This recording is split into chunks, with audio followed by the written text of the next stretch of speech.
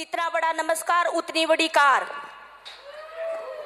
मैं धन्यवाद देना चाहूंगी माँ गुरु सुरेखा माँ को और निशांत सर को।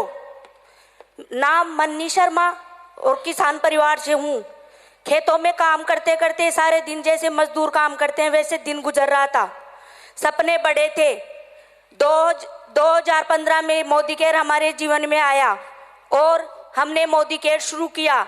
मोदी केयर से पहला चेक 507 रुपये का आया तो हमारी उम्मीदें बढ़ने लगी और 2016 में हमारी पहली कार आई और 2018 में दूसरी कार आई तो हमारे सपने साकार होने लगे।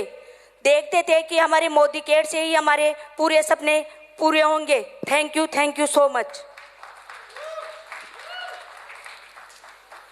नाम मोतीलाल शर्मा। मोदी केयर में आने से पहले की अगर मैं बात करूं तो तकरीबन 8-9 ऐसे काम थे जो मैंने किए, जिसमें दुकानदारी भी करी, किराने की दुकान, कपड़े की दुकान, एक राजस्थान गवर्नमेंट का एक ई-गवर्नेंस का काम था वो मैंने किया, इंश्योरेंस बेचा और इंश्योरेंस भी अलग अलग कंपनियों का बेचते बेचते मेरी खुद की लाइफ इंश्योर नहीं हो रही थी।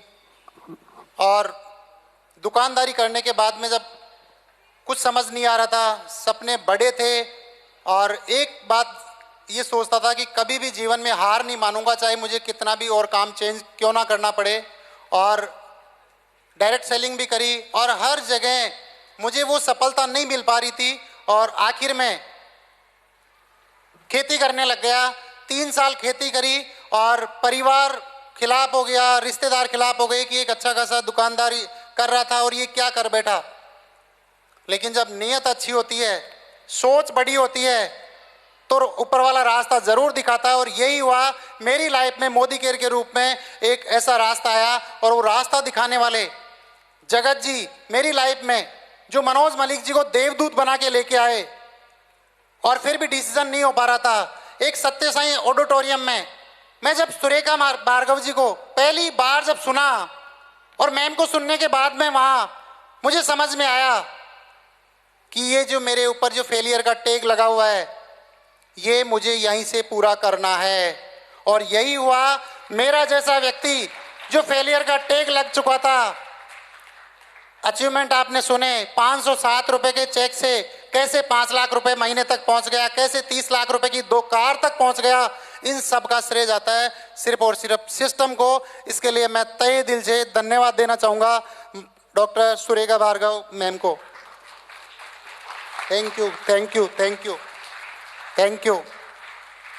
क्योंकि आप अगर ऐसा सिस्टम नहीं देते तो शायद ये पॉसिबल नहीं था। और सच बताऊं, मुझे डर लगता था कि किस तरीके से बात करूं। और पहली बार इवेंट में कई बार मिले लेकिन पहली बार हिम्मत नहीं हो रही थी इवेंट के लिए टाइम लेने के लिए। और वो दिन मुझे अच्छे से याद है। जयपुर में एक इवेंट करना था, मनोज जी से बात करी, जगत जी से बात करी। मनोज जी ने एक ही बात कही कि जैसे मेरे से बात करते हो ना वैसे आप बात करिए। फिर भी हिम्मत नहीं हो रही थी। जगत जी को बोल के कॉन्फ्रेंस पे बात करी और दिल्ली आने के लिए तैयार था। लेकिन मैंने कहा कि एक ऐसे इवेंट ऑर्गेनाइज करना चाह रहा हूं, उसमें आपकी इजाज़त चाहिए, मैं दिल्ली आ जाता हूं। उस दिन मुझे पता लगा कि फ़ोन पे जिस तरीके से एक माँ अपने बेटे को जितना स्नेह देती है, जितना प्यार देते हैं, उस दिन पता लगा एक फ़ोन पे कोई ज़रूरत नहीं है। आप मेरे लिए, आप वहाँ से फ़ोन कर रहे हो, यहाँ आने की कोई ज़रूरत नहीं है। और एक फ़ोन कॉल पे आपने जो टाइम दिया। और पिछले यहाँ आज़ादी मार्च में आकर के मैंने देखा कि वो जो डर था वो डर मेरा केवल और केवल एक वहम था। Thank you.